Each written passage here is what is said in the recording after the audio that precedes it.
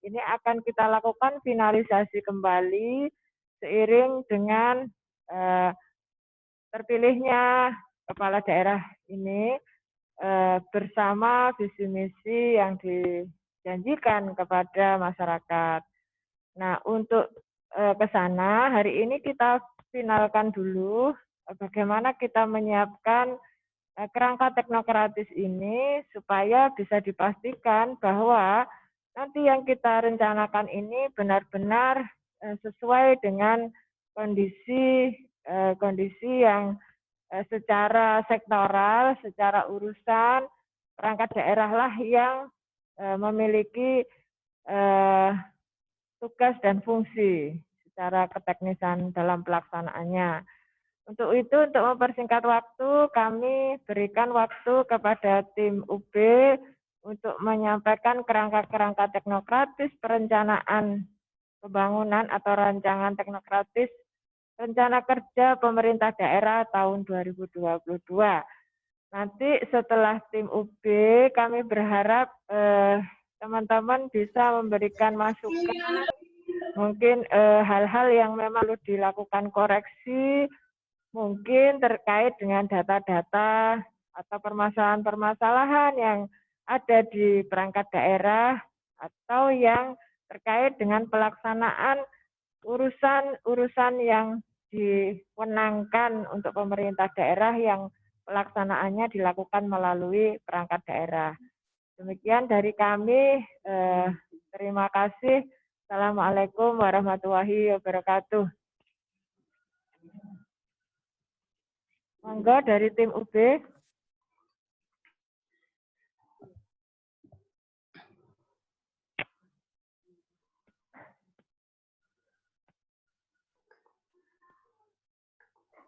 Baik, Ibu Umi, bisa didengar suara saya, Bu?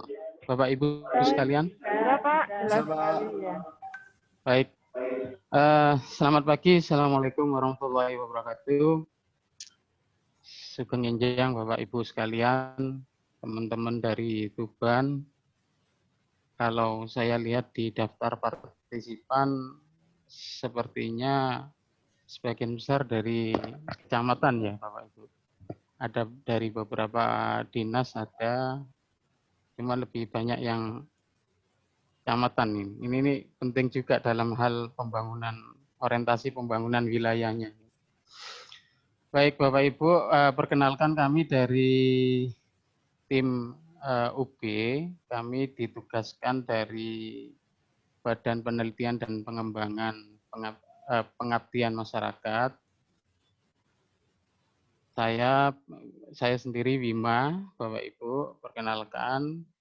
Ada beberapa rekan kami, ada Pak Suharno Prastio, Pak Pras, ada Pak Arik Prastia, ada juga dua teman kami dari mahasiswa, Pak Mas Fatir dan Mas Yogi ini.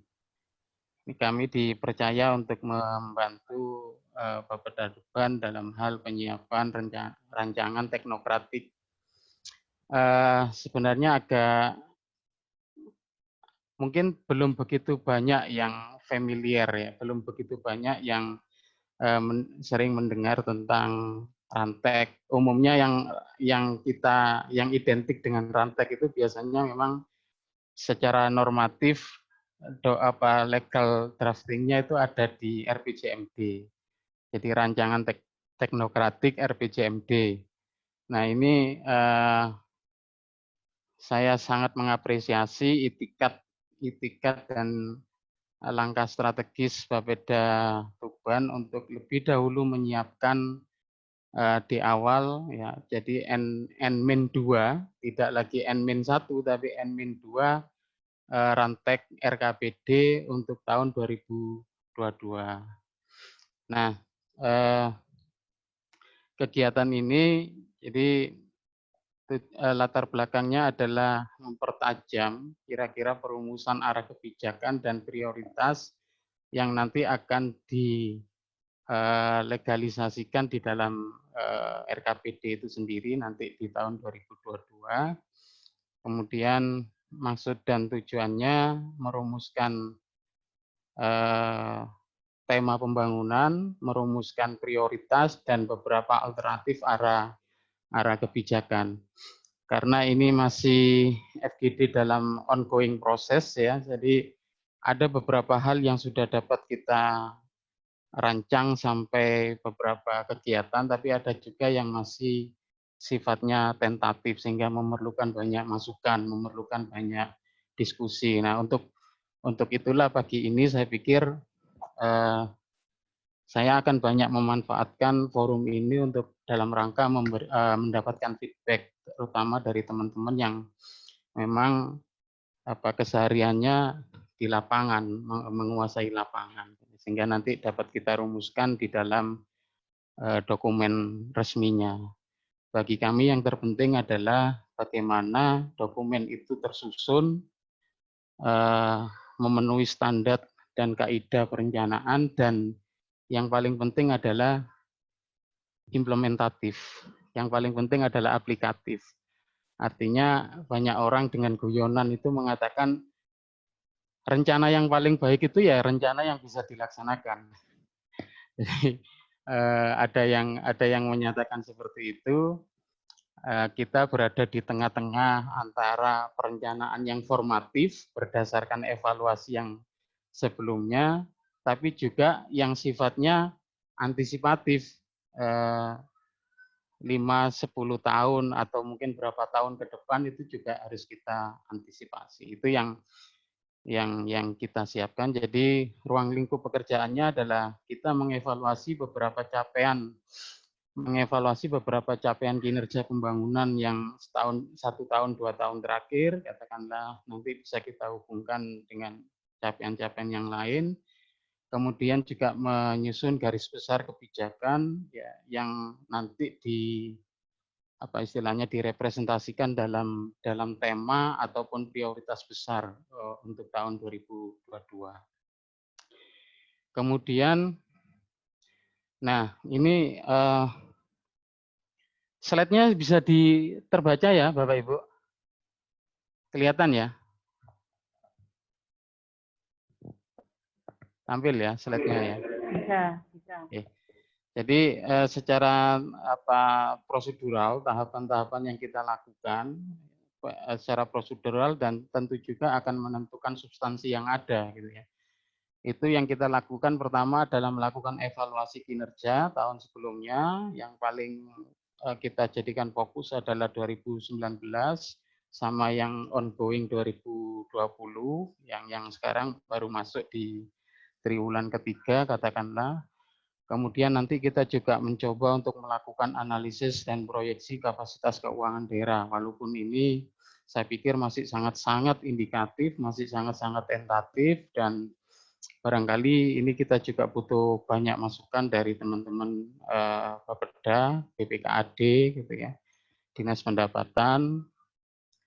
Kemudian kita juga melakukan telaah secara makro, apa kemungkinan-kemungkinan yang terjadi, kemungkinan-kemungkinan implikasi dari tren global, kemudian juga regional, nasional, regional. Kita coba cek kemungkinan, kita coba scanning beberapa kemungkinan implikasi yang akan mempengaruhi kondisi pembangunan di Tuban nanti. Seperti yang kita pahami bersama, kondisi pandemik ini juga menjadi satu hal yang barangkali nanti perhatian kita juga ke sana, walaupun ada beberapa juga proyeksi yang sifatnya optimis gitu ya. Jadi kalau saya lihat dari beberapa data yang ada, dari beberapa analisis para pakar yang ada, memang ada analisis-analisis yang sifatnya sangat-sangat optimis bahwa itu akan di 2021 akan selesai. Di 2021 akan selesai dengan adanya vaksin. Ada yang mengatakan belum tentu selesai.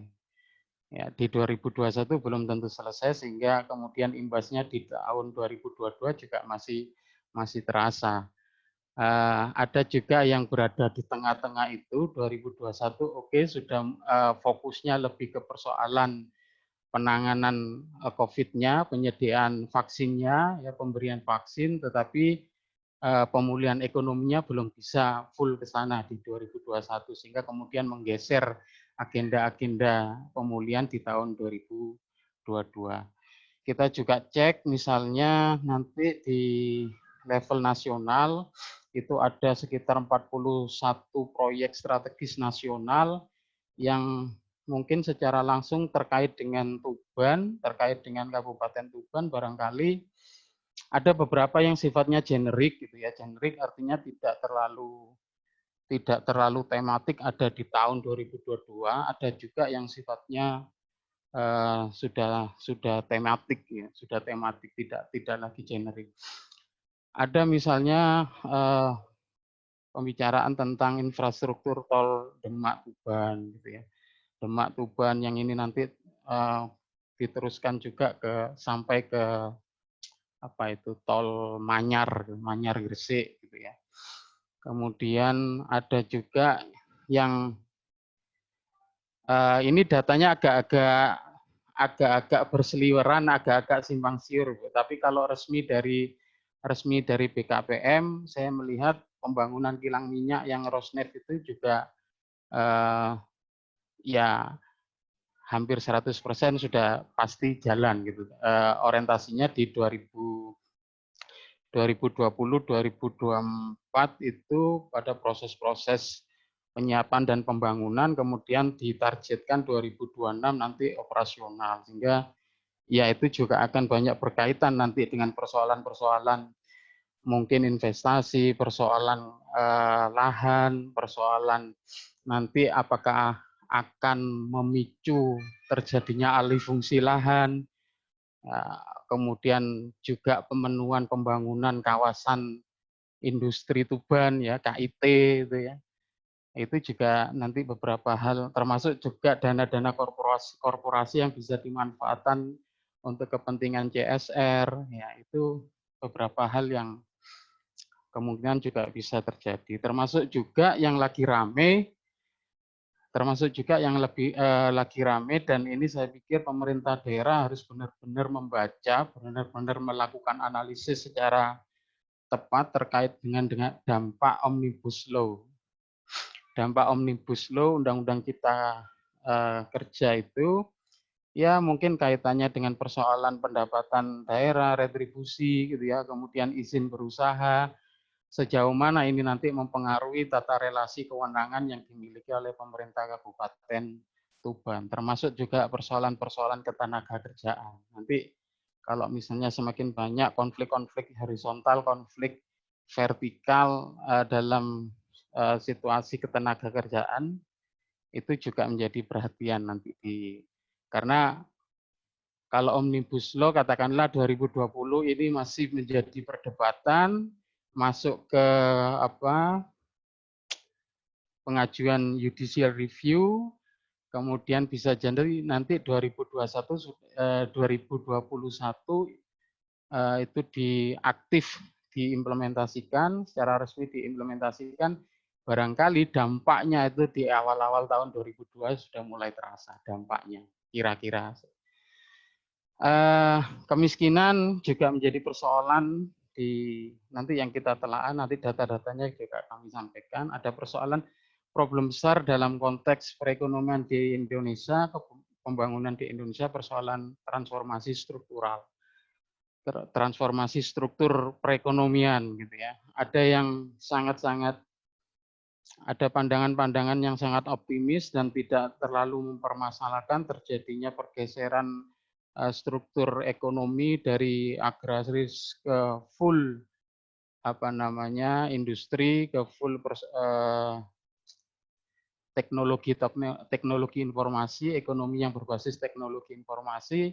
Ada yang juga masih mempertahankan persoalan-persoalan sektor primer, sektor ekonomi primer. Dalam hal ini adalah pertanian. Dan COVID kemarin itu sekitar 7-8 bulan COVID ini juga memberikan pelajaran bahwa ternyata salah satu sektor yang paling tahan, tidak terlalu banyak terpengaruh, itu adalah sektor pertanian, misalnya seperti itu.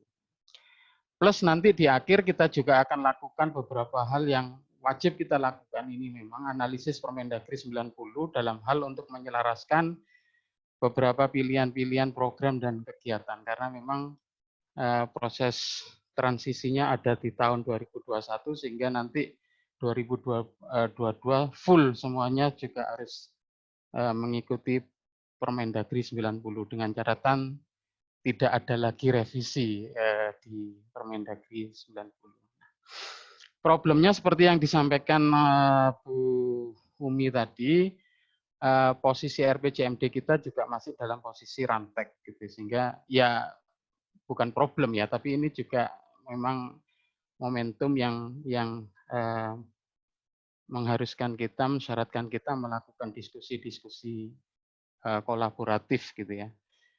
Sehingga posisinya di tahun 2022 RKPD Bapak Ibu saya sampaikan, saya garis bawahi posisi RKPD kita di tahun 2022 itu sangat-sangat strategis. Sangat strategis. Ya Bapak Ibu, saya pikir, saya yakin Bapak Ibu sudah sangat familiar dengan RKPD dari tahun ke tahun misalnya.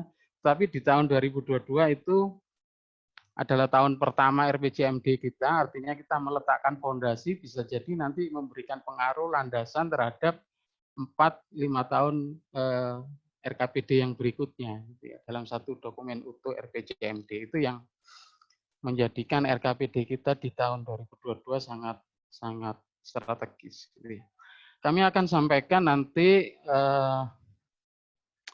mudah-mudahan ada banyak waktu, kalau tidak ya nanti saya agak pilih-pilih gitu ya yang saya sampaikan terkait dengan capaian, nanti ada keuangan dan tema prioritas. Tetapi mungkin untuk lebih efektifnya agak sedikit saya balik, nanti setelah capaian pembangunan daerah saya lompat ke tema dan prioritas gitu ya. Nanti keuangannya mungkin di akhir, karena saya beranggapan ya capaian itu harus nempel dengan isu-isunya. Capaian pembangunan langsung kita tempelkan dengan isu dan nanti bergeser ke tema prioritasnya, itu harus linear. Baik, saya masuk ke capaian pembangunan daerah. Saya punya waktu berapa menit ya Bu Umi, nanti mohon karena biar saya bisa memilih beberapa data saja yang penting untuk saya sajikan. Saya ingin kasih gambaran. Gimana Bu? 20 menit Pak ya. Oke. 20 menit ya. Ya. Baik, ya ini gambaran secara umum demografi kita. Poin pentingnya adalah bahwa ternyata 69% penduduk Kabupaten Tuban itu usia produktif. 69%. Artinya apa? Ya ini akan menjadi perjalanan Tuban 5-10 tahun ke depan akan banyak bergulat dengan, karena yang dihadapi ini adalah usia produktif. Ini memberikan satu perspektif, spektrum bahwa akan banyak berkaitan dengan tantangan lapangan pekerjaan, pendidikan, gitu ya, kesehatan tidak terlalu inilah untuk katakanlah untuk yang usia ini ya.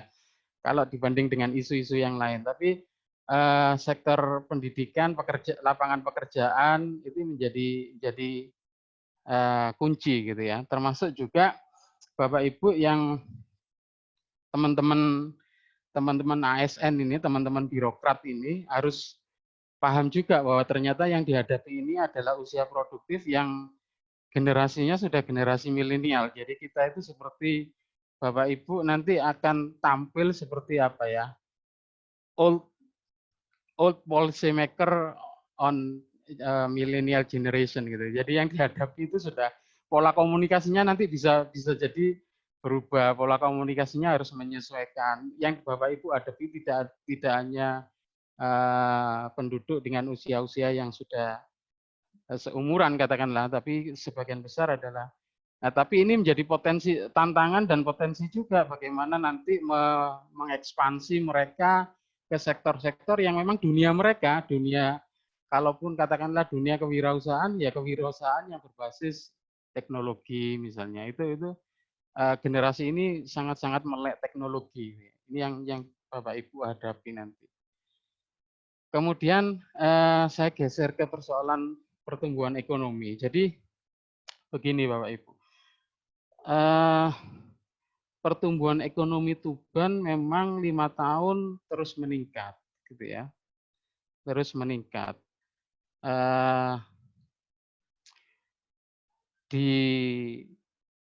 Kalau dibandingkan dengan Jawa Timur, memang dengan rata-rata Jawa Timur posisinya agak jauh.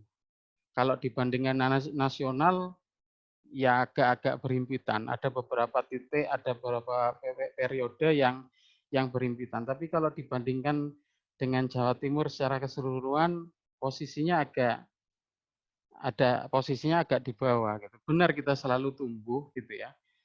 Kita selalu tumbuh, tapi pertumbuhannya itu ya ada gambaran-gambaran sudah mulai agak mulai landai dan ini juga terjadi yang agak-agak jadi catatan kita, itu juga terjadi di sektor basis, sektor primer, misalnya pertanian. Itu gambaran-gambaran yang paling representatif, gambaran yang paling mewakili gitu ya. Jadi pertanian itu memang tumbuh terus. Nanti datanya ada, pertumbuhan itu pertanian itu tumbuh terus, tetapi saya khawatir nanti pada satu titik tertentu ini jangan-jangan apa ya, kita mengantisipasi pertumbuhan itu bisa terus atau mentok gitu ya.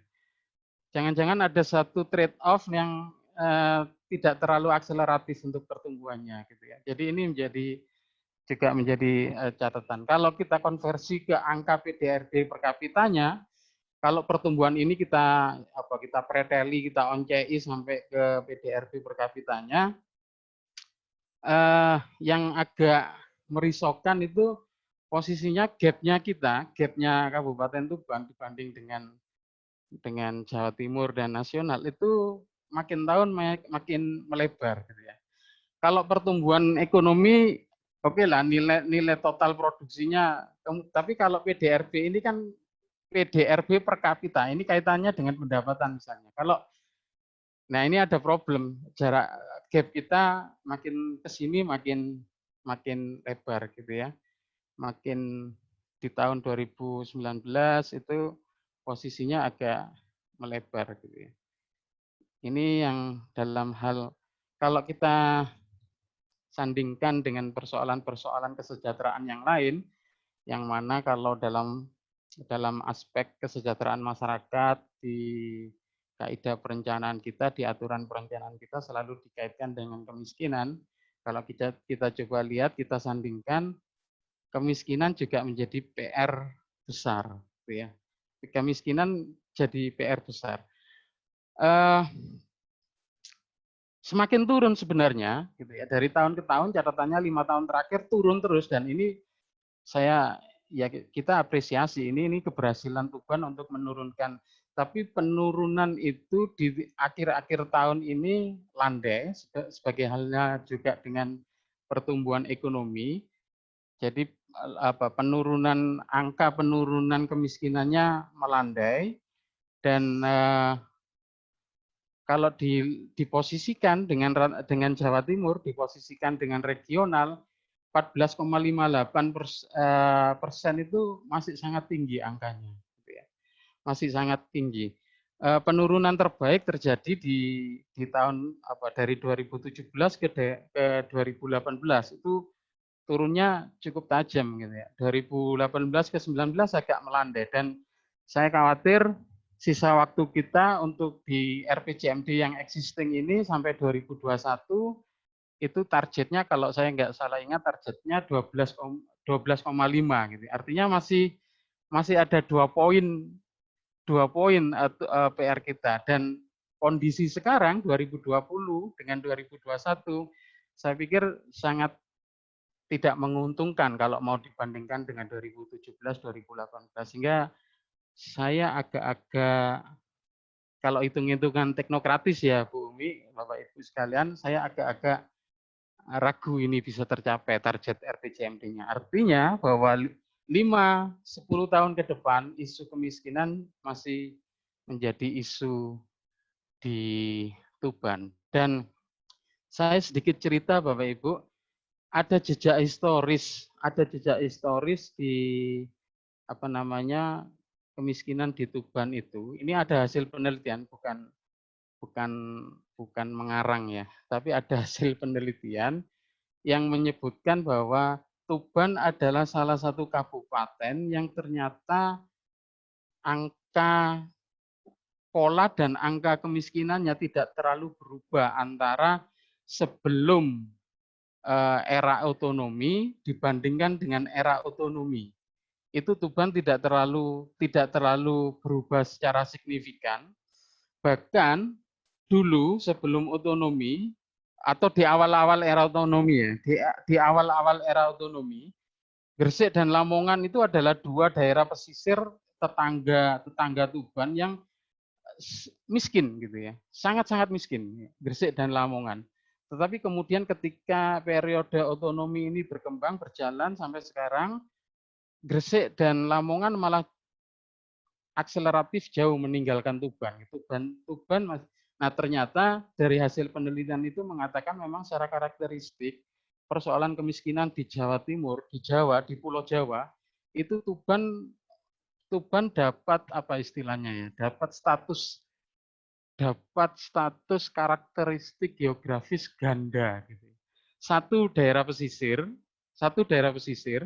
yang kedua adalah daerah yang berbatasan dengan Jawa Tengah. Nah, ternyata problem-problem kemiskinan di Jawa Tengah, daerah perbatasan Jawa Timur Jawa Tengah itu tinggi problem kemiskinannya. Sehingga ini jadi asumsi saja. Jangan-jangan ini aja ada terkait dengan karakteristik itu juga, karakteristik wilayah. Nah, ini kemiskinannya ya Bapak Ibu. Jadi kalau kita bandingkan kemiskinan dengan pertumbuhan ekonominya naik terus, tetapi sebenarnya kalau di rata-rata masih tergolong rendah dan kemiskinannya tinggi. Ini kalau tingkat kemiskinan sebenarnya oke, catatannya sudah turun terus gitu ya. Tapi cuman kita lihat nanti 2020 ternyata di tahun 2020 kan setelah COVID ini ternyata penganggurannya juga naik tinggi. Saya khawatir naiknya pengangguran tinggi itu angka kemiskinan juga akan tinggi lagi. Ini kalau kita sandingkan. Kalau kita kaitkan dengan PDRB-nya seperti ini Bapak Ibu. Jadi Tuban termasuk yang ya pertumbuhan PDRB-nya rendah, pertumbuhan PDRB rendah, tingkat kemiskinannya tinggi, kemudian kalau dibandingkan dengan provinsi dan nasional, posisinya memang masih di bawah gitu ya, masih di bawah rata-rata laju pertumbuhan. Ini jadi pengantar beberapa isu gitu. Nah, oke. Ini yang saya tertarik saya senang Bu Umi, saya lihat di beberapa data di website di internet itu yang open source Tuban dalam hal ini Bapeda bekerja sama dengan yang mana itu yang UNER gitu ya terkait dengan digitalisasi data kemiskinan. Saya pikir itu kalau diteruskan bagus Bu Umi. Kalau diteruskan artinya kita bisa memotret kemiskinan itu lebih real, lebih nyata, lebih detail gitu ya. Kalau kita punya data itu saya pikir paling tidak isu utama penyakitnya kenapa kok kemiskinan ini nggak selesai-selesai di Tuban itu paling tidak separuh resepnya sudah diketahui, dipahami gitu ya. Jadi, nah ini saya tertarik nanti Bapak Ibu yang dari teman-teman yang dari kecamatan, saya mohon nanti diberikan feedback, diberikan masukan, diberikan feedback. Ini kondisi PDRB kalau dilihat dari kalau dibandingkan di kecamatan-kecamatan yang ada. Dan ini pernah disampaikan juga. Ada apa dengan Kerek gitu loh. Kerek kalau bisa sampai 264 poinnya sampai ke sana, sementara yang lain-lain ini jauh di bawah itu. Gitu. Bahkan kalau ini teman-teman Bapeda sudah melakukan simulasi misalnya, kalau kerak itu dihilangkan, itu disparitasnya jauh menurun gitu ya, sudah agak melandai, rata gitu ya.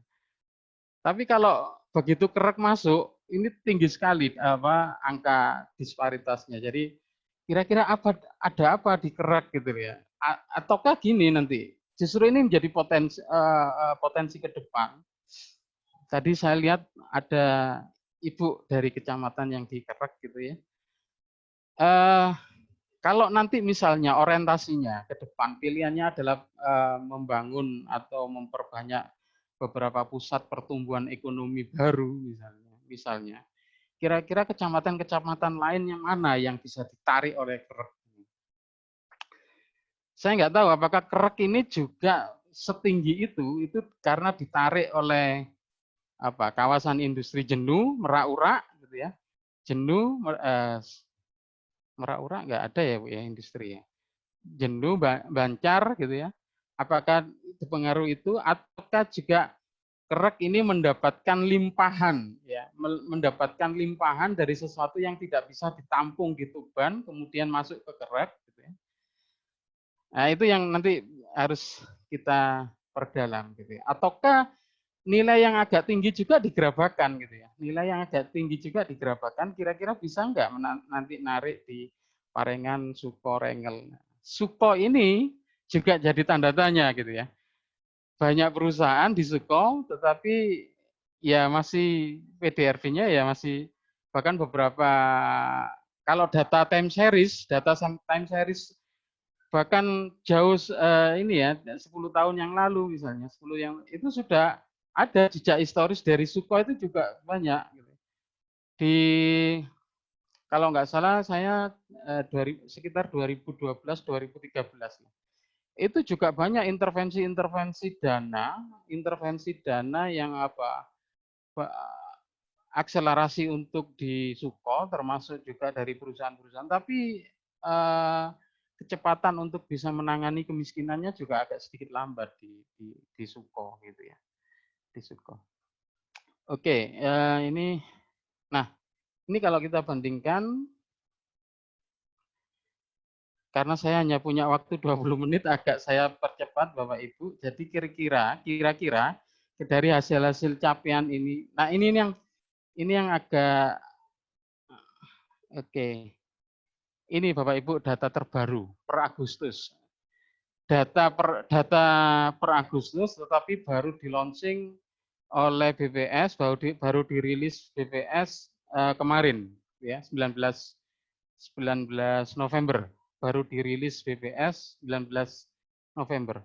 Nah, ini kondisi sekarang di Tuban terkait dengan ketenagakerjaan pengangguran.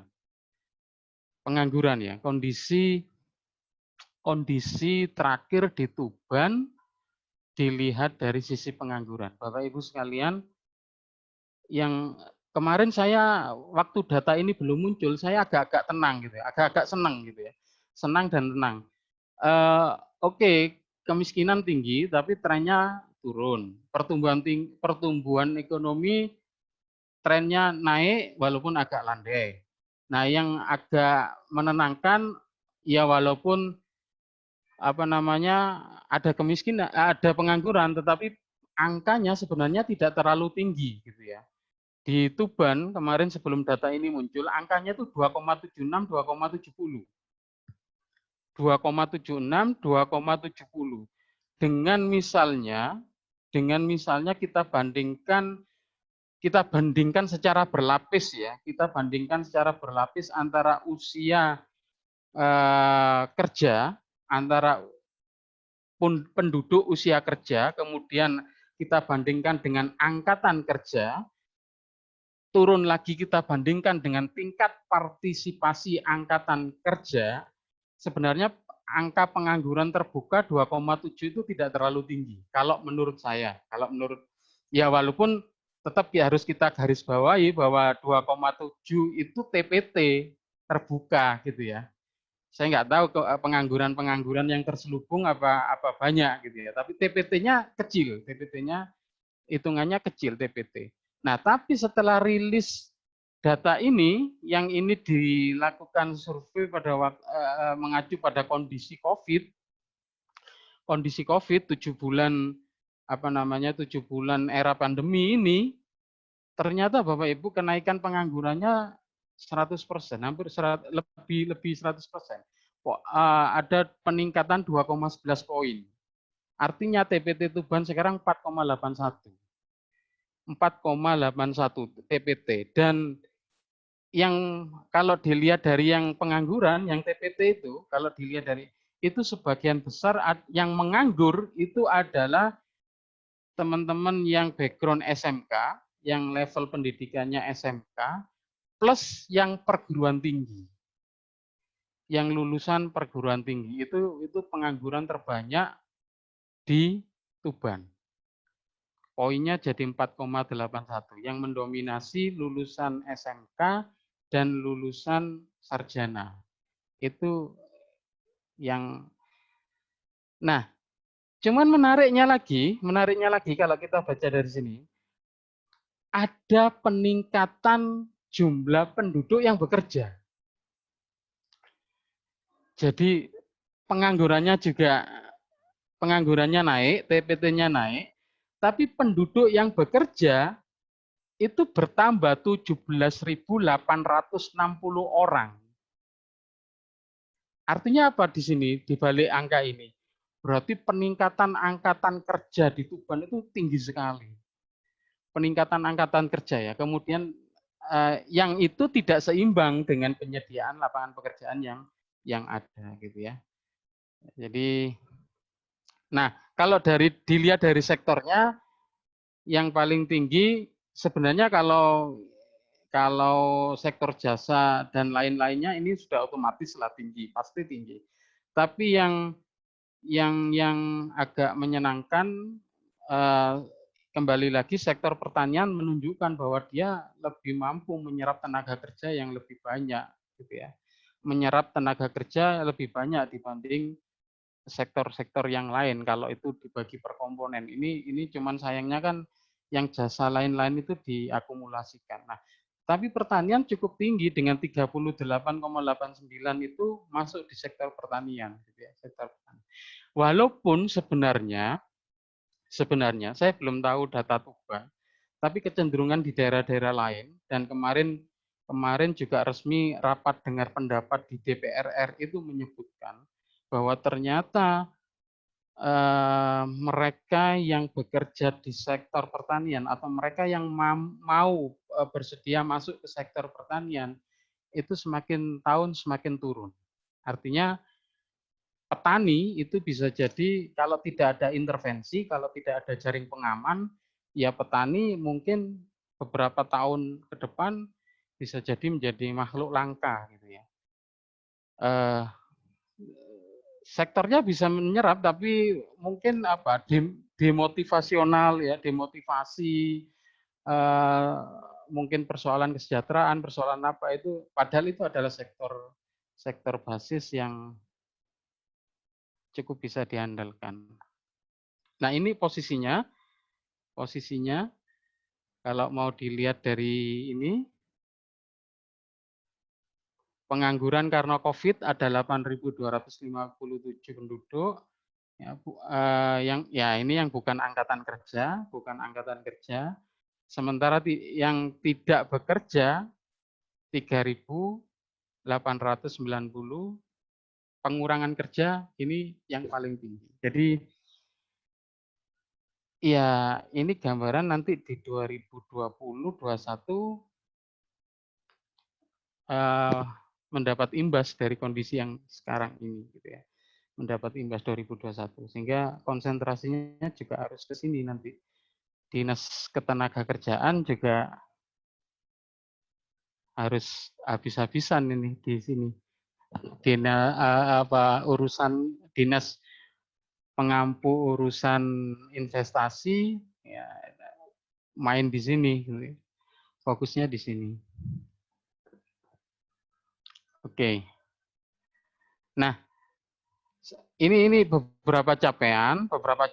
Kalau nanti kita akumulasikan, Bapak Ibu, maka saya akan loncat di sini. Ketemunya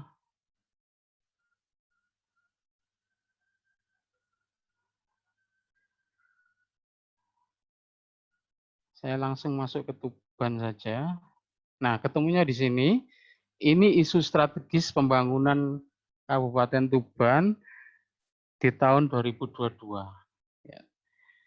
Ini adalah isu strategis pembangunan Kabupaten Tuban tahun 2022. Tetapi Bapak Ibu, teman-teman Bapeda mungkin, saya menggarisbawahi bahwa semua isu yang ada di sini itu adalah isu-isu besar, isu makro yang tidak mungkin diselesaikan ketika apa istilahnya frame berpikirnya hanya tahunan, frame berpikirnya hanya parsial dari tahun ke tahun. Tetapi ini sepertinya menjadi sebuah landasan besar, menjadi landasan untuk periode pembangunan yang jangka menengah, gitu ya.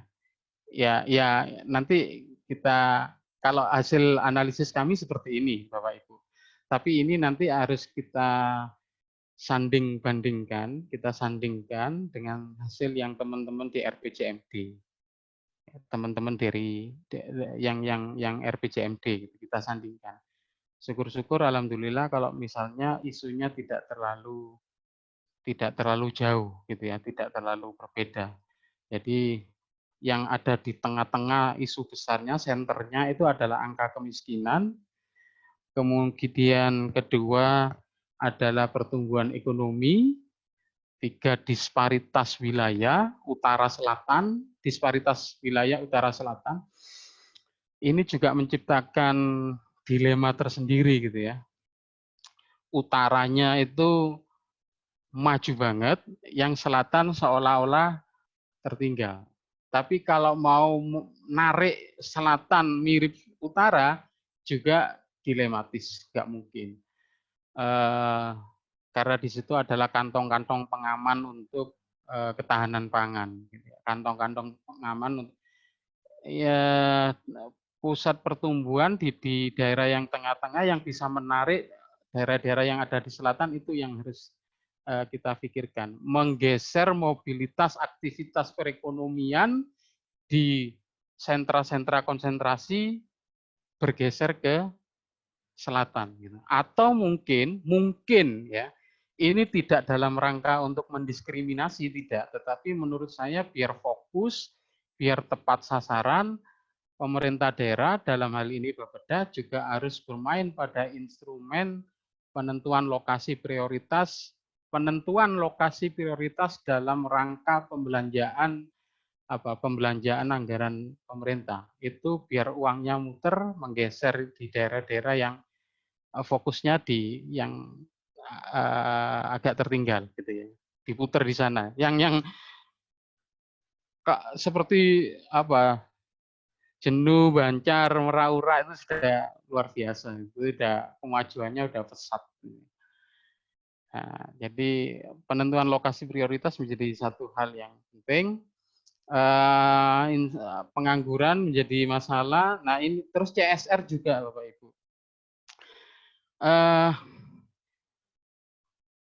Ada suara sumir gitu ya, ada banyak suara sumir termasuk dari LSM gitu ya. Ada banyak daerah yang tipikalnya itu mirip-mirip Tuban. Kenapa sih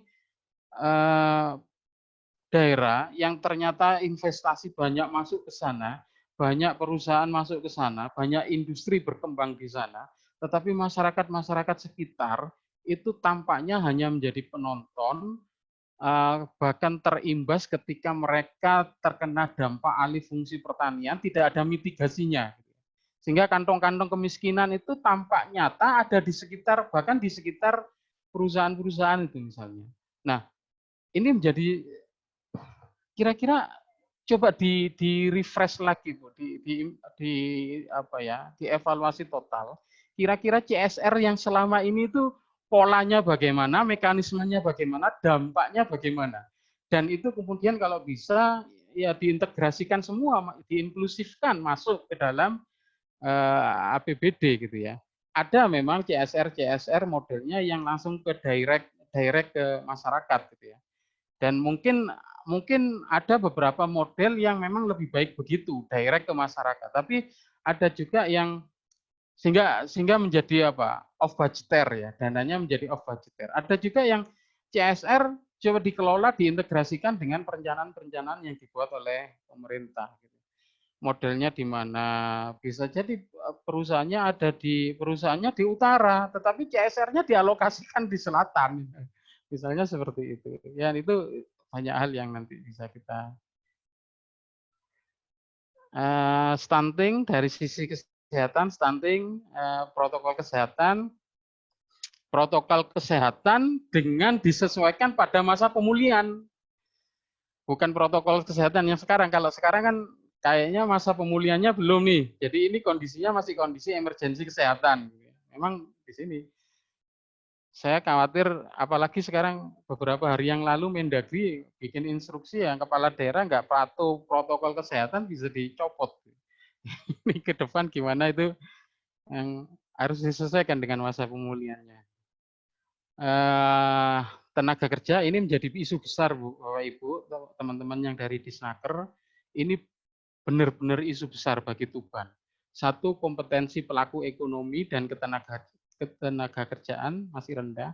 Link and match, gitu ya. Link and match ini yang menjadi problem.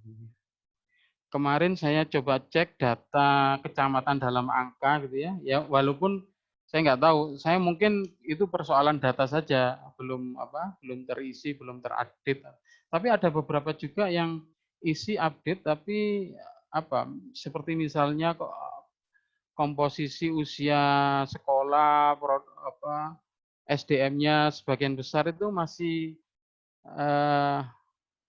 belum merata, masih banyak yang SMP sederajat ya. Masih banyak yang SMP sederajat. Kalau selintas saya baca kemarin Nah, ini pilihan Bapak Ibu, Bu Umi, teman-teman dari Bapeda, dari Dinas, OPD, teman-teman dari yang kewilayahan, dari kecamatan, ini alternatif pilihan tema yang kami sodorkan kepada Tuban, kepada Kabupaten Tuban, untuk menjadi tema pembangunan 2022. Sekali lagi ini masih opsi, masih pilihan, masih tawaran. Ada beberapa alternatif, ada 4 alternatif, tapi sebenarnya substansinya tidak terlalu berbeda. Tekanannya tetap pada persoalan kemiskinan yang berkelanjutan. Berkelanjutan ini artinya dari periode ke periode kita strength ke sana gitu ya, kita straightforward ke sana gitu ya, kekuatan kita arahkan ke sana. Alternatif yang pertama adalah penguatan integrasi ekonomi strategis dan perlindungan sosial produktif menuju pemulihan pertumbuhan berkualitas untuk pengentasan kemiskinan berkelanjutan. Jadi kita nih ada problem dengan pertumbuhan. Pertumbuhan kita naik, oke, tetapi pertumbuhan kita bukan pertumbuhan yang berkualitas. Kenapa? Karena belum memicu percepatan penurunan kemiskinan, belum memicu tentang pemerataan kemajuan daerah, kemajuan wilayah. Pertumbuhan itu masih terkonsentrasi pada daerah-daerah, wilayah-wilayah tertentu. Nah, ini kemudian juga memberikan andil besar terhadap kemiskinan. Nah, bagaimana mengatasi itu? Kami tekankan pada integrasi ekonomi strategis. Ekonomi strategisnya diintegrasikan. Penguatan integrasi ekonomi strategis dan perlindungan sosial produktif. Jadi ke depan yang namanya sekarang populer istilah yang namanya bansos, tapi bansos produktif. Nah, ini perlindungan sosial kita juga perlindungan sosial yang produktif dan integrasi ekonominya juga kita pilih ekonomi yang strategis. Apa yang strategis? Ya, kalau Tuban sebenarnya banyak pilihannya, Bu. Kalau saya begini, nggak banyak loh tipikal daerah yang seperti Tuban. Ya, industri pertaniannya kuat. Pertaniannya kuat. Industri penggalian tambang kuat. Industri pengolahan apalagi. Karena sektor primernya perikanan, kemudian industri pengolahan ikan juga kuat gitu ya. Kemudian hasil hasil location shift share gitu ya. Shift share, analisis shift share-nya itu juga dari kacamata Provinsi Jawa Timur, Tuban juga prospektif untuk pengembangan jasa layanan perkotaan, termasuk salah satunya jasa jasa kesehatan, jasa jasa apa itu namanya, informasi teknologi itu potensinya kuat. Nah, sektor-sektor ini kemudian kita analisis, kita pilih yang strategis dan kemudian penguatannya juga harus integrat apa istilahnya ya. Jadi hulu hilirnya ketemu. Kalau misalnya kita kasih daya ungkit pada sektor yang ini, kira-kira dia bisa menarik sektor yang mana? Sektor apa yang harus ada? Sektor mana yang bisa terangkat dengan daya ungkit pada salah satu sektor? Misalnya yang dikuatkan integrasinya. Kemudian yang kedua, alternatif pilihan yang kedua adalah pengentasan kemiskinan berkelanjutan melalui transformasi struktur ekonomi yang produktif, berketahanan dengan afirmasi perlindungan sosial. Jadi secara substantif ini tidak terlalu berbeda, cuman mungkin redaksinya saja. Tetapi ada satu di situ yang saya sendiri juga agak agak apa istilahnya ya, agak ragu-ragu. Ini mandatnya terlalu besar, terlalu kuat, terlalu berat gitu ya. Seperti transformasi struktur ekonomi. Transformasi struktur ekonomi Bapak Ibu, sebenarnya kalau kita baca RPJMN itu adalah satu mandat yang harus dilakukan. Ya, kalau Bapak Ibu nanti berkesempatan baca RPJMN kita, itu salah satu problem kita adalah kita tidak menjalankan transformasi ekonomi. Transformasi kita lambat di situ. Nah, sebenarnya ini agenda, tetapi kalau kalau ini saya tarik ke Tuban, apalagi dengan perspektif yang jangka menengah gitu ya, ini agak-agak berat memang tantangan. Sesuatu yang harus dilakukan, sesuatu yang harus dikejar, entah kapan mulainya, tetapi itu pasti harus dilakukan. Walaupun itu agak berat. Nah, transformasinya seperti apa? Ya seperti misalnya kita agak mulai menggeser Bu mekanisme perdagangan konvensional ke e-commerce, ke digitalisasi perdagangan. Dinas perdagangan, dinas apa ya, ya perdagangan misalnya sudah tidak lagi bisa berkutat dengan perdagangan-perdagangan konvensional yang itu juga infrastrukturnya mahal. Nah, sekarang mulai digeser ke memfasilitasi bagaimana para UKM pelaku-pelaku perdagangan itu pada penguasaan teknologi informasinya, startup, bisnis bisnis modelnya diperbaiki, ekologi bisnisnya diperbaiki, e-commerce harus difasilitasi ke sana. Tantangannya kalau dilihat dari struktur ekonomi yang sekarang agak berat bagi Tuban. Tetapi kalau dilihat dari struktur demografisnya tadi itu sangat prospektif bagi Tuban gitu ya. Pilihan yang ketiga, harmonisasi tindakan kolektif multi aktor sektor untuk percepatan ini jadi yang kalau ini yang kita tekankan adalah pada tindakan kolektifnya ya. Bahwa kemiskinan ini pekerjaan multisektor, multi aktor yang kita mintakan itu adalah harmonisasi tindakan kolektifnya untuk percepatan kemiskinan. Harmonisasi, penguatan perlindungan sosial, pertumbuhan sektor ekonomi. Nah, ini yang nanti saya mohon feedback juga. Ini biar kalau ini tuntas, saya pikir eksekusi di dalam dokumennya kita tinggal. Kalau ini kan masih tentatif pilihan-pilihan dan saya pikir teman-teman dari Tuban yang berhak menentukan, gitu ya, yang berhak menentukan. Nah, kalau kita bikin istilahnya kita buat agak logical, kita bikin agak logical ke prioritasnya, kita breakdown, kita agak detailkan, kira-kira seperti ini Bapak Ibu. Seperti yang tampak di slide ini. Jadi di 2022 kami rancang ada 5 prioritas. Kami rancang ada 5 prioritas. Prioritas yang pertama adalah berkaitan dengan ekonomi, ya, tekanannya pada hilirisasi dan interkoneksi produktivitas, nilai tambah, dan perbaikan perdagangan yang seperti tadi saya sampaikan. Problem kita tidak hanya produksi.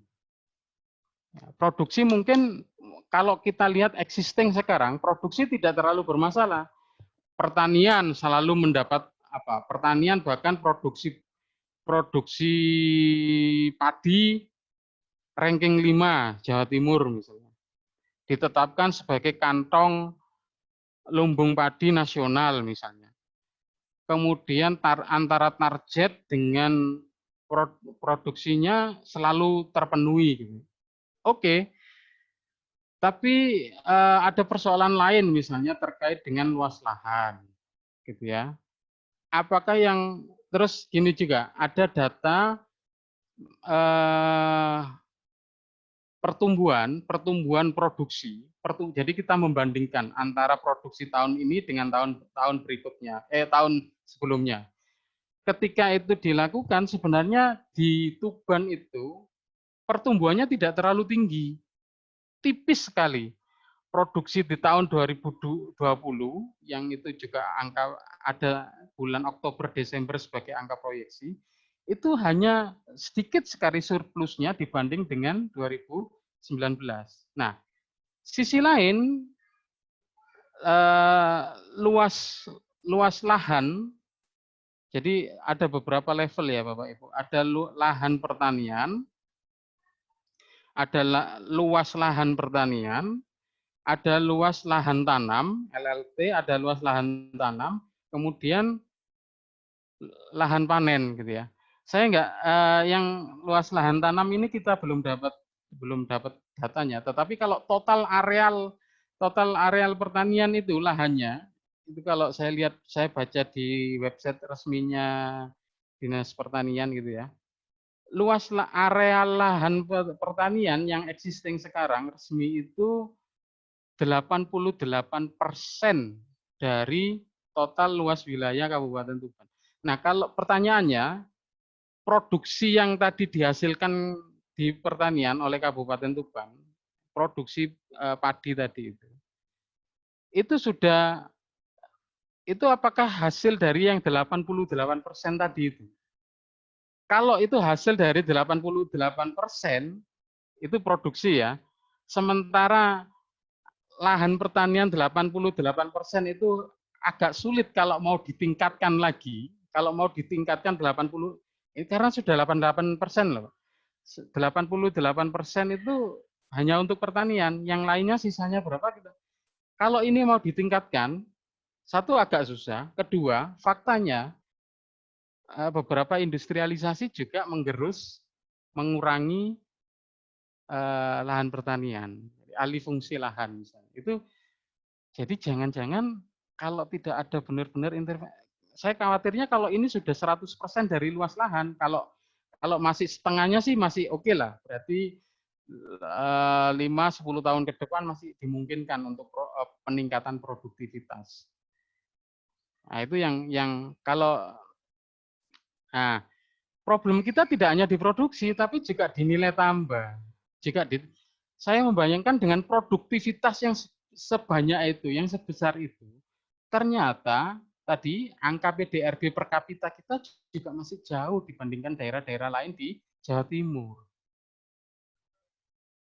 Dengan produksi kita yang seperti itu, nilai tambah produk yang ini nanti kalau dihitung ujung-ujungnya di angka PDRB per kapita misalnya, itu juga masih rendah ternyata.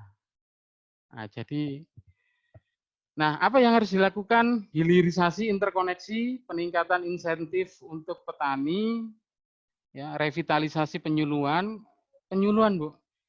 Bapak Ibu, kalau saya ngikuti yang rapat dengar pendapat DPR RI kemarin, intinya begini, petani kita itu semakin tahun semakin berkurang, jumlah petani kita. Kalau dia diwariskan, katakanlah yang menjadi penerusnya adalah anaknya, luas lahannya itu juga sudah tidak layak untuk mau dibagi, ya. Jadi kepemilikan faktor produksi lahan pertanian, kepemilikan seorang petani itu rata-rata di Indonesia, mungkin nggak jauh beda dengan Tuban. Itu sekitar 0,3 sampai 0, sampai setengah hektar, 0,5 misalnya. Nah itu kalau mau diteruskan regenerasi ke anaknya, nggak mungkin lagi diwaris dibagi-bagi. Gitu. Jadi kepemilikan sudah ada batasnya, jumlah petaninya berkurang, kemudian ada ancaman alih fungsi lahan pertanian produktif, ada ancaman itu, ada ancaman industrialisasi, ditambah lagi ternyata petani kalau mau nanam saja itu sudah susah, sudah pusing. Katanya ada subsidi pupuk. Oke, subsidi pupuk, tapi ternyata pupuknya yang nggak ada. Pupuknya ada, tapi cara belinya pakai kartu tani dan segala macam yang itu terlalu birokratis, menyusahkan gitu ya. Nah, itu nanti yang harus di leverage Bapak Ibu, ini teman-teman Bapeda saya pesan di leverage dengan pelaksanaan reformasi birokrasi. Ya, di reformasi birokrasi. Nanti saya sampaikan sangkut pautnya gitu ya. Yang kedua adalah peningkatan infrastruktur. Infrastruktur dibagi pertumbuhan ekonomi, layanan dasar, dan peningkatan lingkungan yang berketahanan bencana. Bapak Ibu saya ingatkan lagi, sudah pasti Bapak Ibu sangat paham.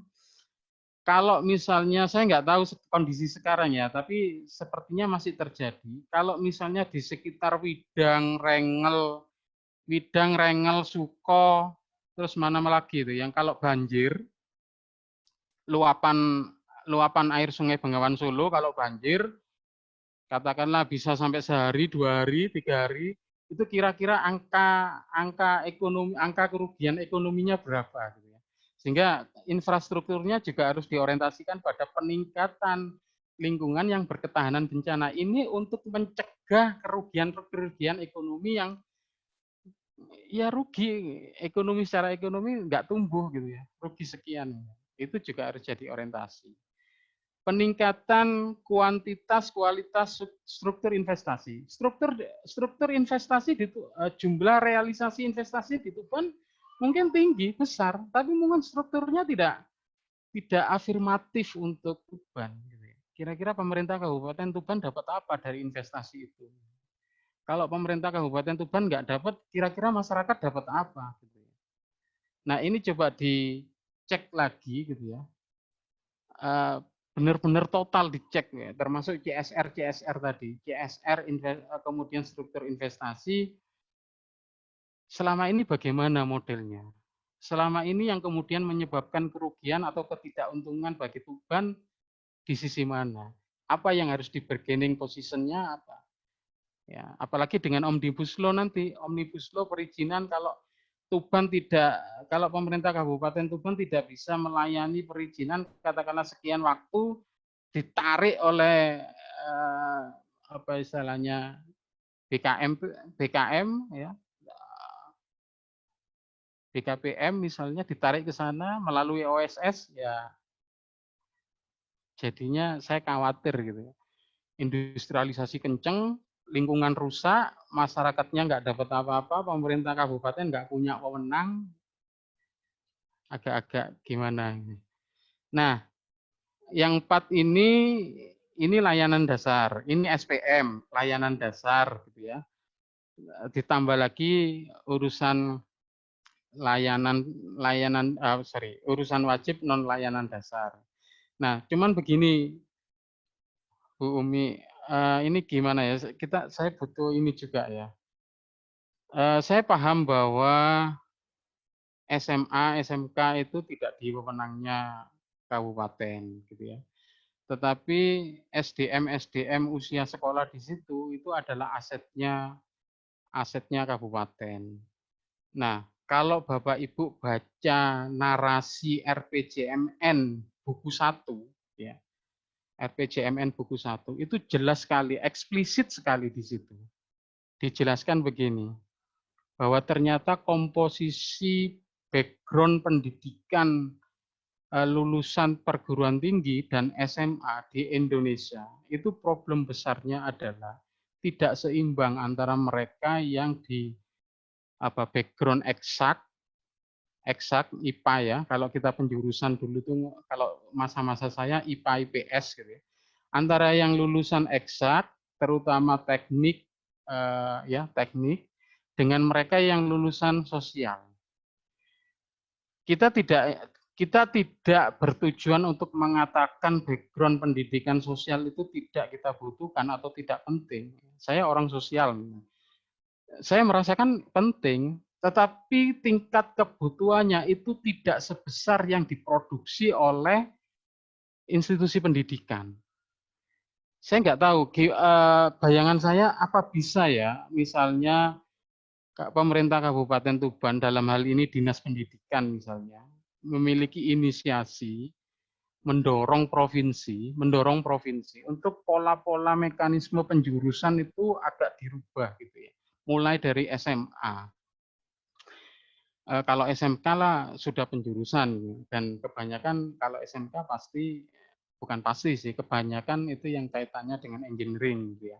Dunia engineering. Nah, di SMA itu kalau bisa sekarang polanya dibalik saja.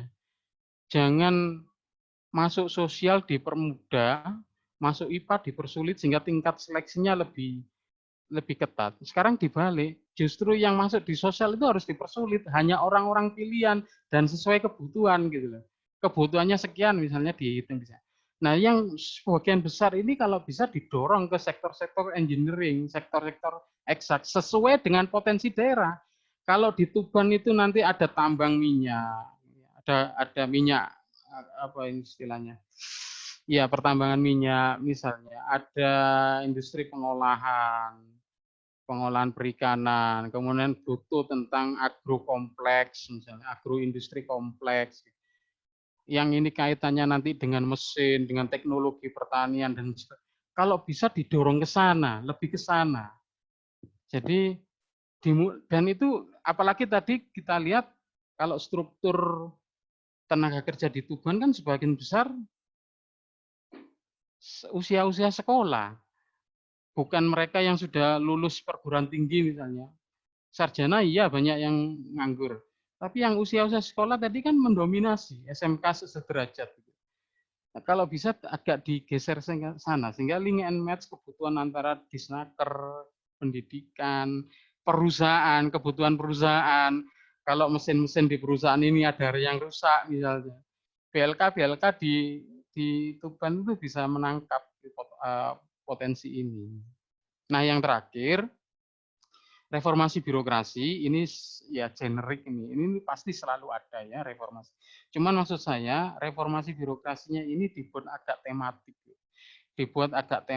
dibuat agak fokus pada orientasi hasil sesuai dengan prioritas daerah dan agak sedikit menggeser orientasi reformasi yang sekarang ini agak internal, ya, coba digeser ke eksternal.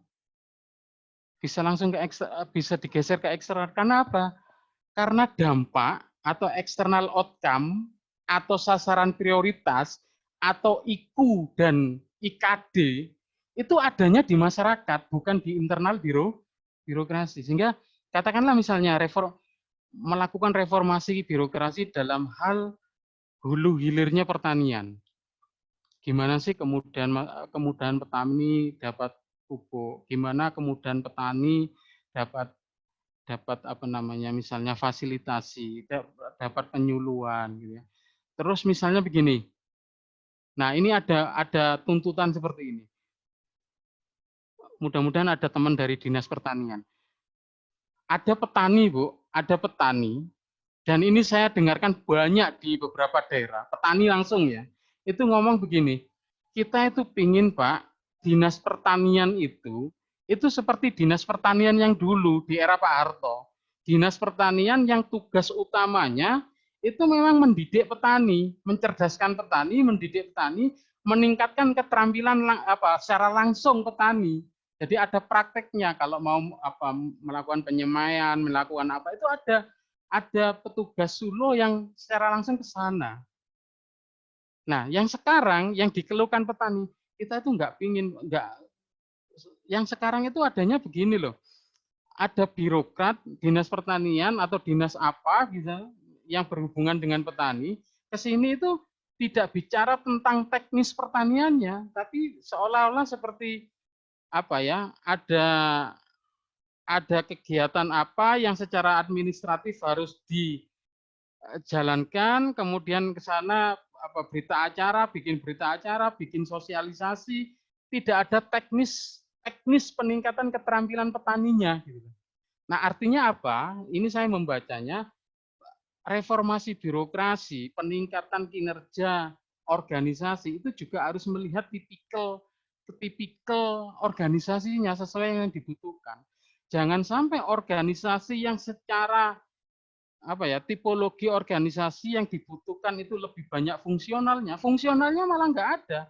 Yang ada adalah birokrat struktural yang pekerjaannya adalah pekerjaan kantor, pekerjaan di atas meja, tapi kekurangan dalam hal tenaga-tenaga profesional, fungsional yang memang pekerjaannya bersentuhan langsung dengan petani di lapangan. Misalnya seperti itu reformasi birokrasi yang tematik. Misalnya seperti itu. Nah, Ibu, saya sampaikan juga progres kita sudah sampai mengidentifikasi andai kata prioritas itu disetujui, andai kata temanya disetujui, prioritasnya disetujui, kami juga sudah nginceng, bukan hanya nginceng ini benar-benar menelaah yang ada di apa itu Permendagri 90. Kita kelompokkan kira-kira untuk klaster prioritas pertama, programnya apa, kegiatannya apa yang paling paling ya walaupun sebenarnya kalau analisis kami secara umum kalau bicara di program itu kayaknya sepertinya kurang nendang gitu loh Permendagri 90. Permendagri 90 agak-agak kurang nendang ya walaupun tapi tetap sudah kita kelompokkan di sini. Misalnya untuk hilirisasi urusan utamanya adalah pertanian, kelautan, perdagangan, UMKM, industri gitu ya. Kemudian pariwisata, walaupun pariwisata menurut saya untuk saat ini tidak terlalu menjadi prioritas, tapi dia bisa menunjang akselerasi ekonomi, pertumbuhan ekonomi ada di situ. Kemudian untuk infrastruktur kita sudah petakan seperti ini, ada program pengelolaan sumber daya air, ini yang tadi saya sebut dengan ketahanan bencana gitu ya. Ini seperti ini. Kemudian prioritas yang ketiga ada penanaman modal, lingkungan hidup, urusan pertanahan, pariwisata, pekerjaan umum gitu ya. Waktunya agak mepet, Ibu. Saya tawarkan cukup di sini atau mungkin diperlukan proyeksi kondisi sementara gitu ya, proyeksi sementara untuk kekuatan fiskal, kekuatan keuangan daerah yang biasanya di bab 3 saya tawarkan Bu perlu sampai ke sana atau cukup ini dulu kita diskusikan. Ya, mungkin cukup di sini dulu Pak. Baik, Ibu. Untuk yang proyeksi ekonomi dan sebagainya itu nanti mungkin minggu depan kita dengan teman-teman internal aja Bapeda karena dengan pengelola keuangan ya terkait dengan proyeksi ekonomi daerah ya. Baik Bu, ya. Iya, monggo Pak dilanjut. Waktu saya masih ada Bu? Sebenarnya ini udah ya. Sebenarnya waktunya sudah lewat Pak. Ini 20 menit. Saya butuh mungkin feedback dari teman-teman Bu, ada untuk nanti biar mateng gitu loh di dokumennya. Ya Pak, baik, terima kasih atas identifikasinya luar biasa dan memang yang kita rasakan juga seperti itu kondisinya. Kami lihat juga hasil identifikasi ini sudah detail sekali. Mudah-mudahan ini menjadi masukan besar bagi pemilihan intervensi program kegiatan nanti kita ke depan. Ini menindaklanjuti tadi kaitan dengan pemaparan dari tim OB, monggo kami berikan kesempatan kepada teman-teman OPD. Mungkin ada masukan atau mungkin koreksi angka atau mungkin perlu penjelasan beberapa hal terkait dengan tadi identifikasi isu strategis permasalahan pembangunan. Monggo kami berikan waktunya. Dari mana, nggih, teman-teman? Dari kecamatan mungkin, atau dari Dinas Pertanian. Tadi banyak sekali yang berkaitan dengan pertanian. Kayak kita, Mbak.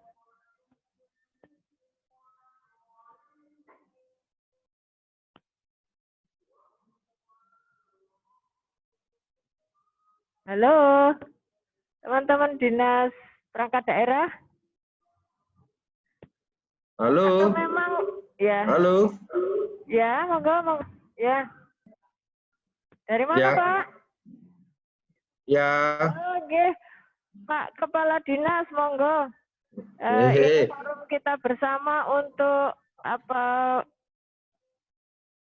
membuat masyarakat kita nanti merencanakan lebih pertumbuhan ekonominya seperti yang kemarin sempat disampaikan oleh Pak Kadis terkait dengan bagaimana pertumbuhan. Terima kasih, Bu. Ini kebetulan aja tadi kan baru rapat sebentar tentang pembentukan korporasi bidang peternakan. Jadi memang hari ini kan tema nasional itu kan semua yang berhubungan dengan ekonomi, pendekatannya kan diarahkan kepada korporasi. Korporasi peternakan, korporasi garam, korporasi apapun yang dan itu sepertinya Jakarta cukup concern terhadap hal ini. Saya maaf tidak mengikuti dari awal. Ini diskusi ini kelanjutan dari yang kemarin saya sampaikan di awal itu, Bu ya. Ya, atau beda ya, saya nggak lupa. Sebenarnya beda tim, Pak, tapi pada prinsipnya eksekusinya nanti jadi satu karena ini adalah tahun pertama dari RPJMD, Pak. Jadi yang ini lebih detail sifatnya. Karena di sini kan saya baca acaranya kan RKPD teknokratik ya. Bayangan saya yang seperti yang diskusi di awal itu yang Bu Umi pimpin juga dan banyak sekali yang saya coba kasihkan masukan-masukan untuk teknokratik yang berkaitan dengan bidang perikanan dan peternakan kalau nggak salah. Maaf saya tadi nggak mendengar apakah hal-hal yang pernah saya sampaikan itu juga sudah bisa tertuang di dalam sebuah kebijakan teknokratik yang direncanakan. Itu karena tim beda mungkin ya nggak disampaikan ya. Cuman tadi kalau di slide terakhir saya lihat itu kan menyampaikan ujuk-ujuk ada Permendagri 90 yang bilangnya pemateri tadi kan kurang nendang kan gitu ya. Permendagri 90 itu kan programnya kan kurang nendang. Programnya kan program berbasis keuangan, hanya linearisasi coding keuangan sehingga hal-hal yang tidak berhubungan dengan keuangan itu seakan-akan sudah tidak ada kan gitu. Itu yang sebenarnya mau kita gugat bareng-bareng Permendagri 90 itu. Tapi karena sudah keputusan ya nanti kan pasti ada revisi-revisi. Lanjutnya sebenarnya saya ingin dapat gambaran sih teknokratik yang mau dituangkan di tahun pertama ini tahun 2021 itu khusus untuk bidang perikanan dan peternakan apa boleh jadi bisa di-share sehingga saya bisa sedikit banyak memberikan masukan-masukan dari aspek sana. Karena kalau timnya beda tentunya saya harus ngulang yang pernah saya kasihkan masukan-masukan di saat di Bapeda kemarin. Mungkin itu Bu Umi hingga nggak berani banyak dulu berkomentar.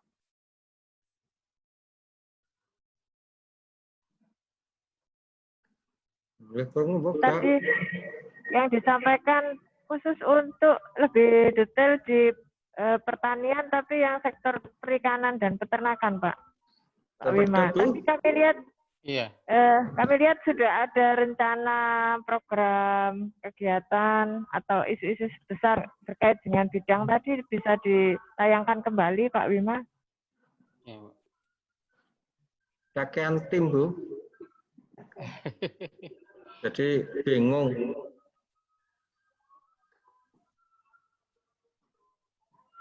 Nah ini kan Permendagri 90 ini Pak.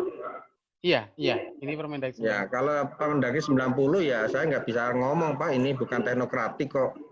Ini pendekatan akuntansi keuangan. Jadi kan yang tertulis di sini kan apa yang ada di Permendagri dipindahkan gitu aja. Jadi tidak berbasis kepada real persoalan dan teknokratiknya harus bagaimana kan enggak.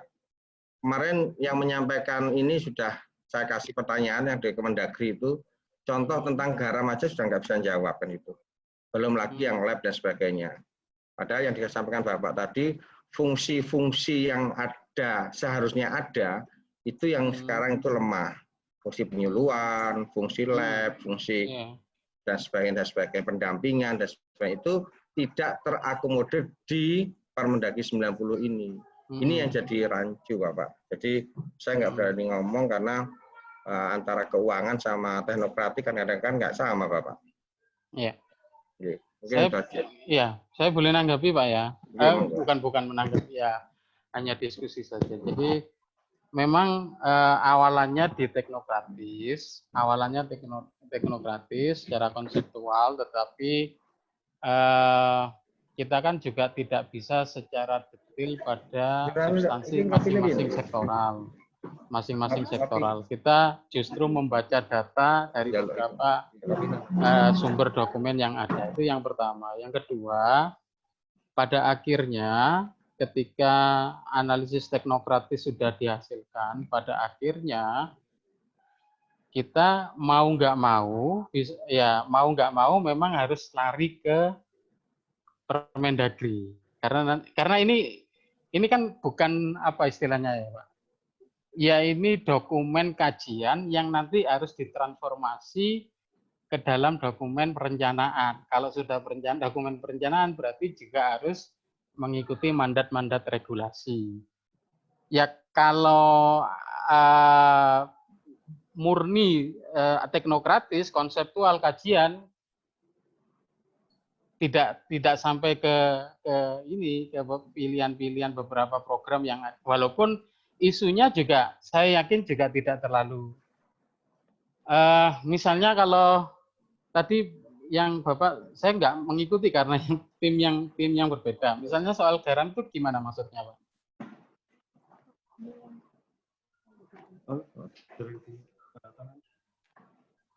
Terima kasih aku seseorang.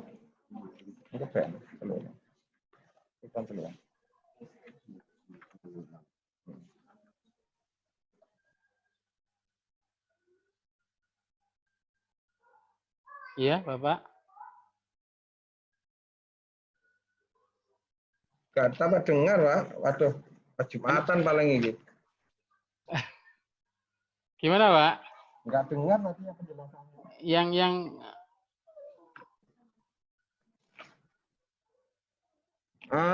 kalau endingnya yang sesuai dengan Permendagri itu sebenarnya kan bukan teknokratik, Bapak.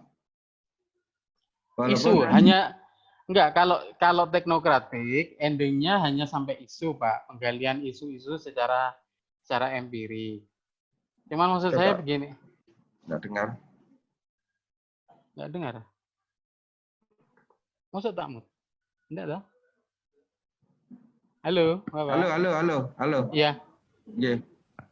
Iya, Pak, betul. Kalau jadi secara teknokratik memang tidak harus tidak selesai muaranya itu ujungnya outputnya tidak ke aturan-aturan regulasi Permendagri memang. Ini kan seperti ini, Pak. Kalau teknokratis itu kan ya satu rasionalitas. Policy content. Nah, ketika sudah masuk policy content, policy konteks, mau nggak mau kita kan juga harus melihat kebijakan katakanlah yang existing, gitu ya. Kita kait-kaitkan misalnya. Nah,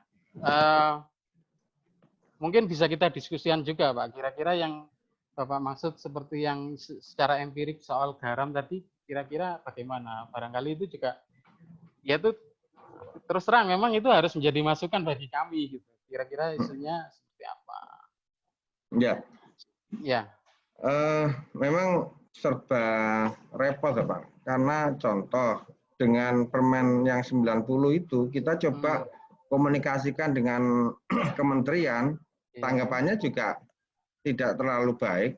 Biarin aja itu Kemendagri, kita jelas sendiri. Jadi kan lucu gitu loh. Oh iya, iya. Oh iya persis Pak, kalau itu persis Pak. Jangankan yang KL teknis ya Pak, jangankan yang kementerian teknis yang menguasai substansi. Ya. Antara Kemendagri dengan Bappenas dengan Kemenpan itu saja sudah beda frame Pak. Dan Permendagri Yang jadi ribet kan yang di daerah Bapak. Iya betul, betul, betul. Nah yang Bapak sampaikan tadi kalau soal misalnya apa Pak, perikanan peternakan ya terkait dengan garam. Nggak dengar Pak? Putus-putus gitu Pak. Jadi nggak tahu kok putus. Kalau dari hasil analisis kami yang secara konseptual gitu ya, tidak kita tuangkan terlalu banyak Pak kalau kita tuangkan semua. Tetapi ada persoalan dengan ekologi bisnisnya, ada persoalan Pak. Ekologi bisnis, kemudian ini larinya nanti ke persoalan tata niaga dan konsistensi kebijakan yang dibuat oleh pemerintah pusat. Kita ini juga menjadi sebuah anomali memang. Indonesia itu negara kepulauan, Madura hamparan kepulauannya seperti itu, Tuban pun garis pantai, garis ininya sampai sekian berapa? 65 km kan? Nah, sampai segitu, tetapi tidak dioptimalkan. Saya jangan-jangan ini teknokratis ya Pak ya, konseptual, tapi belum tentu sesuai dengan yang ada di lapangan yang Bapak kuasai. Ada semacam apa Pak? Demotivasi gitu loh Pak. Kalau dari persoalan petaninya sendiri, petani garam misalnya, itu ada persoalan demotivasi yang seolah-olah pemerintah itu tidak memberikan afirmasi atau keberpihakan kebijakan. Salah satunya instrumen kebijakan impor, misalnya seperti itu. Nah itu di hasil kami ada Pak, analisis konseptual seperti itu ada, tetapi memang tidak kita tampilkan karena saya pikir karena kebutuhannya nanti kan ini rantek, tapi kebutuhannya di RKPD realnya gitu loh. Itu makanya saya itu juga kadang-kadang berpikir mau zigzag itu nggak ketemunya karena di situ apa. Ada hal-hal yang kalau kita bicara tentang teknokratik itu kan menjawab persoalan kan gitu dari aspek teknis sesuai dengan pemidangan. Tetapi regulasi tidak memberikan mandat yang cukup luas untuk melakukan eksekusi persoalan-persoalan tadi kan gitu. Iya. Sedangkan dari aspek penganggaran kabupaten mampu sebenarnya untuk menuntaskan itu. Betul. Gitu loh. Sehingga sepertinya memang dibiarkan persoalan itu memang harus ada terus tiap tahun kan jadi pembenaran pemiskinan berlarut-larut Pak ini Pak. Dilanggengkan itu ya. Iya. Dilestarikan. Iya yang saya sebenarnya itu protes banget. Sebenarnya sederhana banget kok persoalan teknokratik itu kalau kita memahami betul tentang spesifikasi dari produk yang mau kita lakukan. Sepanjang kita paham tentang itu sebenarnya kalau dari aspek teknokratik itu terselesaikan gitu loh Pak. Ya, nggih Pak, masukannya bagus Pak. Saya sepakat. Substansi pemikirannya saya sepakat. Nggih. Nggih, ngoten mawon Pak. Nggih, sami-sami. Nanti kembali ke Permendagri 90. Ulak-ulak kan di situ nanti. Iya Pak. Ya terima kasih Pak Kadis. Untuk Permendagri 90 kami informasikan memang masih memungkinkan untuk terus dilakukan pemutahiran Pak. Jadi tahun ini itu kan ada 2 kali pemutahiran. Informasinya dari Kemendagri juga tahun depan masih sangat memungkinkan untuk dilakukan pemutahiran. Jadi permasalahan ini Pak, eksekusi dari permasalahan yang sudah kita identifikasi ini, ketika nanti tidak nyambung dengan ruang-ruang yang ada di Permendagri, itu pun bisa kita usulkan untuk dilakukan pemutahiran. Tapi kami lihat Permendagri juga masih ada ruang-ruang yang masih sifatnya masih besar kok, masih bisa untuk didetailkan di dalamnya. Ibu, mohon konfirmasi Bu. Pemutahiran itu dimungkinkan juga di level program atau Ya. hanya ada di kegiatan atau subkegiatan gitu? Memungkinkan di level program, Pak. Jadi sangat memungkinkan, ya. Tapi anehnya gini, Bu. Ya. Hal-hal yang masih memungkinkan dilakukan kajian atau perubahan, tetapi kita secara masif juga dipaksa untuk segera merumuskan yang namanya perubahan OPD dan sebagainya, penyesuaian urusan dan sebagainya. Itu kan kacaunya kan di situ. Ya, Pak. Makanya ini kita siapkan jauh-jauh hari, Pak. Jadi nanti ini masih teknokratis.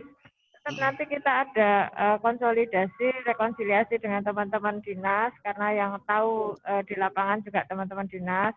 Nah, nanti permasalahan ketika di Permendagri tidak kita temukan ruangnya, itu kabupaten nanti yang akan memfasilitasi untuk pemutakhiran dengan teman-teman Kemendagri seperti itu. Ya, mungkin ada dari teman OPD lain. Jadi memang ya, monggo Pak, monggo. Dari halo.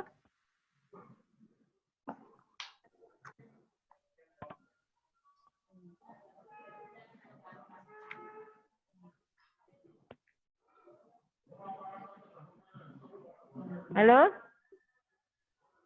Oke.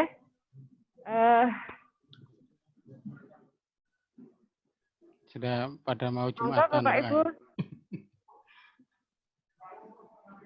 Jadi mungkin jika tidak ada, ini Pak Wima, ini materi identifikasi isu strategis ini juga nanti sejak awal ini supaya juga bisa menjadi referensi dari teman-teman OPD.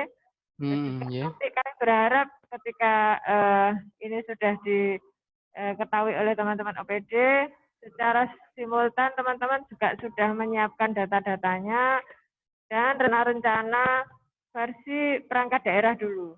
Nah, nanti pada saat kita proses penyusunan rancangan, itu nanti akan kita komunikasikan bersama ya.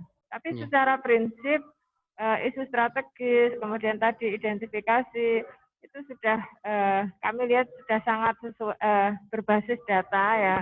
Jadi hal yang paling penting dalam penyusunan dokumen adalah memastikan bahwa data yang kita gunakan ini benar-benar data yang secara fakta ini memang kenyataannya seperti itu. Seperti itu. Ya, Bapak Ibu sekalian, mungkin kalau sudah tidak ada yang disampaikan dari teman-teman perangkat daerah, kami mohon izin apa forumnya bisa diakhiri dulu. Tapi dengan catatan Bapak Ibu, monggo nanti bahan ini akan kami share di grup. Iya. Sama masukannya Bu, feedbacknya bisa secara tertulis. Nanti feedback juga bisa disampaikan secara tertulis. Kita memiliki grup WA ya, Bapak Ibu jangan lupa itu juga grup yang sangat efektif untuk komunikasi kita bersama di dalam kerangka plenernya Tuban ya. Kita punya grup untuk khusus kecamatan sama perangkat daerah. Silahkan dimanfaatkan, tapi insya Allah dalam setiap tahapan Bapeda tidak pernah meninggalkan perangkat daerah. Itu prinsipnya akan seperti itu. Terima kasih atas